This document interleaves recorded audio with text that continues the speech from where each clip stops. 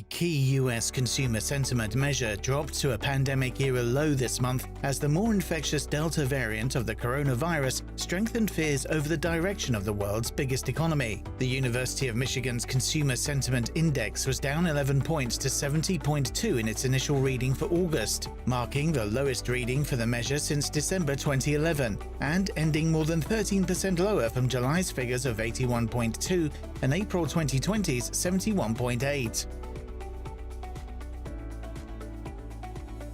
The cryptocurrency space's market capitalization rose above $2 trillion after Ethereum's plans to shift away from the proof-of-work model in response to the carbon emissions issue prompted a broad-based rally. According to CoinMarketCap, the overall value of the cryptocurrency market hit $2.02 trillion in the weekend before falling slightly to $1.96 trillion, while Bitcoin's and Ether's market caps stood at $863 billion and $370 billion respectively.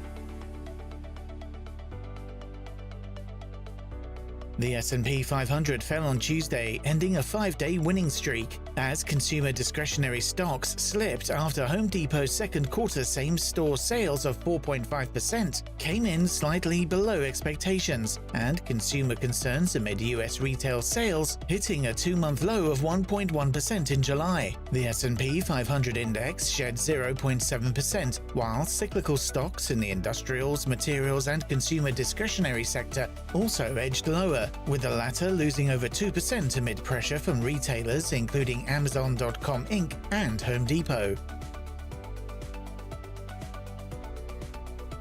The US dollar traded close to its April high of $93.20 on Wednesday as investors' risk appetite weakened to seek protection in the greenback due to worries about the world economy, ahead of the release of the Federal Reserve's July meeting minutes. The dollar index stood at $93.09, just below last week's 4.5-month high, while the British pound and Australian and Canadian dollars held near recent lows against the greenback, as broad market sentiment remained cautious.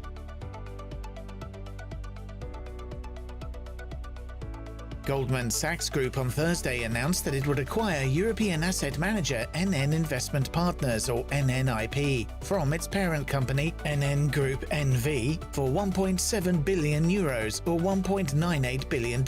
in its largest acquisition since David Solomon was appointed as chief executive in 2018. The deal, which includes a 10-year strategic partnership that will require the US investment banking giant to provide asset management services to NN Group, is part of Solomon's plans to have Goldman's revenue stream rely less on global markets income and deal advisory.